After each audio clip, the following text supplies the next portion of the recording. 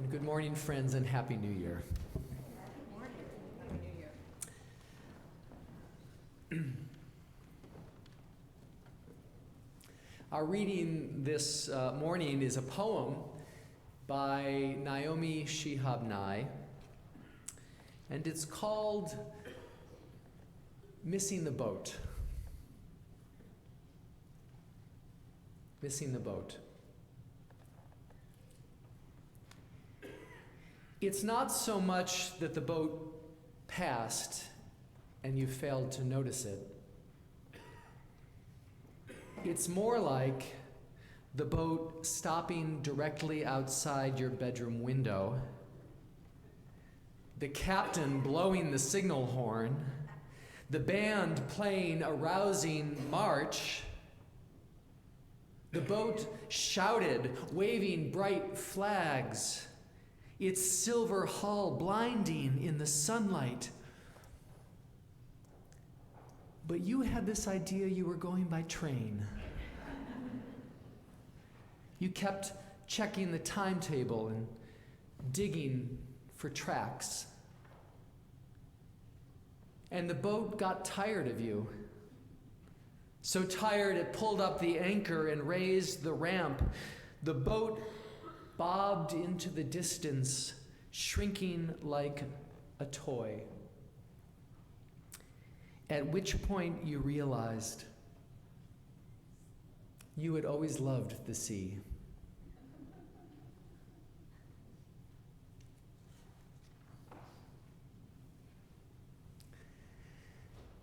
You ever made a mistake like that? Have you ever been so certain about a decision you've made? So sure of a particular course of action you've decided to take? So convinced that your life should go one way that you failed to notice another opportunity, a wonderful opportunity perhaps, that appeared right before your eyes. Sometimes a boat to our future enters our port, sounds its horn, lowers a gangplank right at our feet, and beckons us aboard. And it's not even that we don't hop on. It's that we don't even realize the boat's there. We missed it entirely because we were so certain we were doing this other thing, that we were going by train. Yet if, in fact, we had always loved the sea, then why would we settle for the train? Why would we sell ourselves short like that? My message for us this morning, friends, and today I'm just going to go ahead and give you the takeaway message right up front here. My message is don't miss the boat. Don't miss the boat. And I'll tell you why I say that. Over the years of my ministry, I've noticed that this time of year, in the new year, we often get ideas in our heads, right? Ideas about what we want to do, ideas about who we want to be, how we want to change going forward. We set intentions, we make resolutions, and by and large, this is a good and healthy thing. It shows that we're being self-reflective and thoughtful and intentional about our lives. But I've noticed that sometimes these ideas we get about our lives and our path forward, they get inside our heads and they kind of get stuck there. And they become fixed and rigid. And we can sometimes become narrow-minded even, so focused on our idea of how things should pan out that we miss all these other signs and signals that the world is giving us. Invitations to follow a different path, to do a new thing, a beautiful thing perhaps. Maybe a thing we never dared dream of. Or one that we stopped dreaming of because it felt too far-fetched. You know, we always did love the sea. But somehow we convinced ourselves to settle for the train. And when our boat sailed in, we missed it.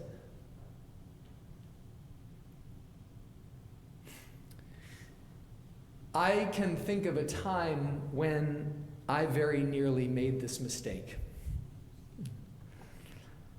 One New Year's, a little more than a decade ago, I came very close to relinquishing a dream of mine. My husband, Chris, and I wanted to become parents, and we'd been in the adoption process for a long time. It had all started when we took a class for prospective adoptive parents called Maybe Baby. And we took the class and we decided, yes, baby, yes, let's do it. And so the social worker came and did the home study, and we took some pictures and made up a little packet describing our family, ourselves, to prospective birth moms. We signed up with one agency that had a good track record of working with gay adoption, and then we waited. For several years, we waited. At one point, it looked like we'd found a match, but it fell through. We switched to another agency and had to get another home study, and then we waited some more. And along the way, neither Chris nor I were getting any younger. Can I get an amen? So finally, one New Year's, a little over a decade ago, we came to the painful realization that parenthood probably wasn't in the cards for us. And we kind of decided to let go of that dream, our dream of the sea. Instead, I made some plans for a train. I made a resolution that in the coming year, I would finally dust off that dissertation that had been languishing for years on my shelf, and I'd fix it up and turn it into a book and publish it. And I didn't just resolve, I made plans. I got out my calendar and I blocked out chunks of time for writing and for editing. And I was excited about the book. 3 weeks later, the adoption agency called and told us they'd found a match. We were stunned. After years of waiting, within 24 hours, a social worker placed a newborn baby in my arms and our arms. And our son Nico turns 13 2 weeks from now. I had resolved that the new year would bring a book. Instead, it brought a baby. To this day, I have not written one sentence of that book. Maybe when he goes off to college or something. Now, let me say that I know this isn't how everyone's adoption story turns out. And I want to acknowledge the very real grief and loss that some of us carry when it comes to issues of adoption and pregnancy and parenthood. But I offer our story as both a cautionary tale and perhaps a hopeful one about how sometimes we make a decision to close a door in our lives when life with a capital L, isn't yet ready for that door to be closed, right? Or if the one door must close, then life surprises us and opens another. I want to invite us in the new year to be on the lookout to be open to, sensitive to the doors that life is opening for us. Now, not long after Nico was born, it seemed that stories of fathers and sons were just swirling through our lives. I came across a story that Thich Nhat Hanh used to tell. It's a parable, really. It's a haunting parable about the dangers of closing our hearts to new possibilities, to new truth. Once upon a time, writes Thich Nhat Hanh, there was a widower who lived alone with his son. One day, when the widower left town to sell his goods, bandits sacked and burned his village and kidnapped his son. The widower returned home that night to find that his home had been destroyed, and not seeing his son anywhere, eventually found what he believed to be his son's remains. He had the remains cremated and kept them close to him always. The widower mourned for his son, rarely leaving his house. One day, though, the son escaped from his kidnappers and returned to his home. Full of joy, he knocked on the door and said, "Father, it's me, your son, I've returned." The father heard the voice at the door, but did not believe his son. He thought someone was playing a cruel joke on him and told the boy to leave. Again, the son knocked on the door saying, "Father, no, it's me." But the father said, "Stop tormenting me. My son is dead." Eventually, the son gave up and went away, never to return. It's a heartbreaking fable, but one that Thich Nhat Hanh uses to make an important point. He writes, "Sometime, somewhere, you took something to be the truth. If you cling to it too much, when the truth comes in person and knocks at your door, you will not see it."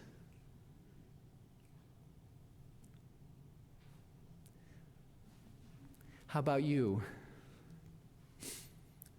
Is there a truth, a belief that you hold about yourself, about the world, that you cling to so tightly that it's preventing you from opening the door to a beautiful and life-giving possibility? Thich Nhat Hanh's plea to us, and my plea to you, is that we hold a little more loosely our notions about what's possible in our lives, that we open them up so that we can be open to new truth, to wonderful possibilities when they come knocking at our door.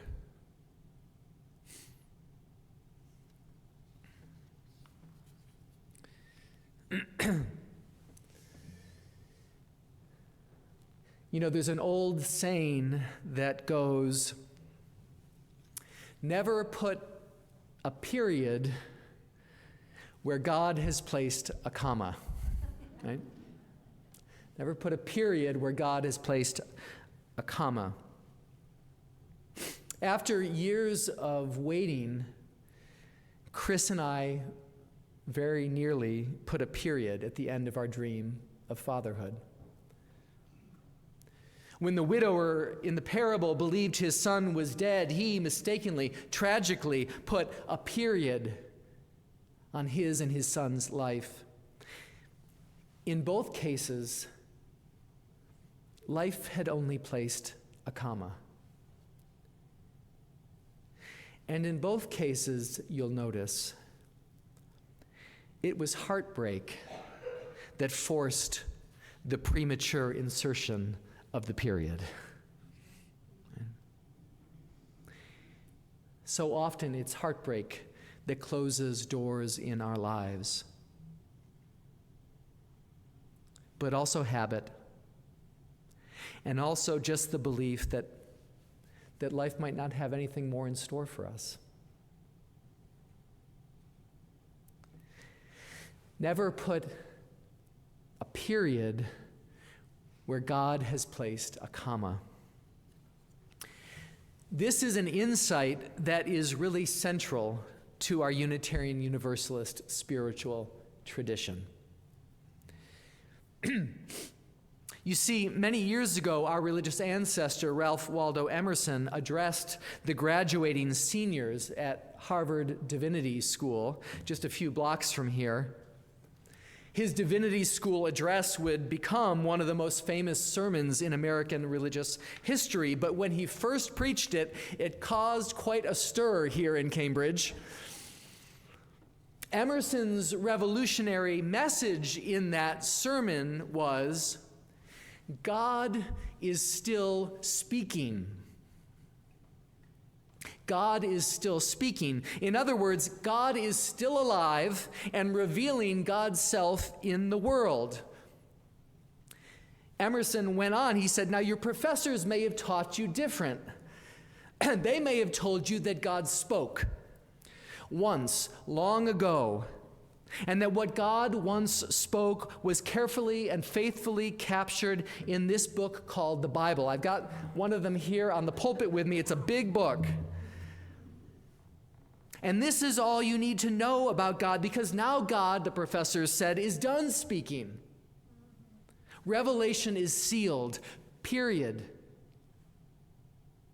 End of story. Well, said Emerson, don't believe everything your professors tell you, because God is still speaking still through our lives and our love, speaking still through the beauty of the world and in its great struggles for justice. In fact, he said, God is still speaking in your own life. So listen for what God is still saying. Notice what God is still doing in your life, and never, ever limit God, or life for that matter, with something as small as a period.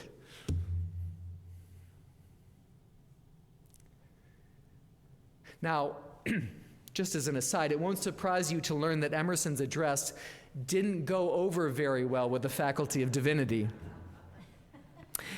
Many years passed before he ever got invited back to speak there. But the students thrilled to his message, and so have generations of Unitarians. Because Emerson speaks of life as an adventure of the Spirit.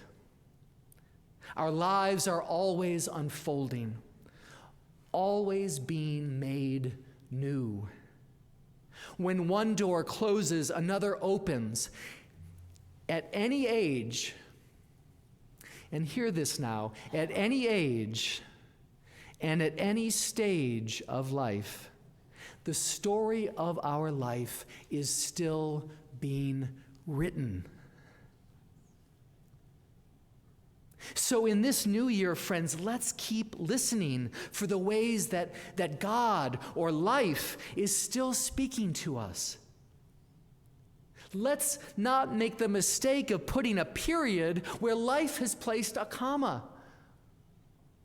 Let's open the doors that we once thought closed so that we don't miss out on the new possibilities that await us, so that we don't miss the boat. That's my prayer for us in this new year. May it be so, and amen. Be open for something wonderful to happen. Be open to the possibility. Be open for something wonderful to happen. Be open to the possibility. Choir. Be open for something wonderful to happen. Be open to the possibility. Be open for something wonderful to happen. Be open to to the possibility. Try it with us. Be open for something wonderful to happen. Be open to the possibility. Be open for something wonderful to happen. Be open to the possibility. Be open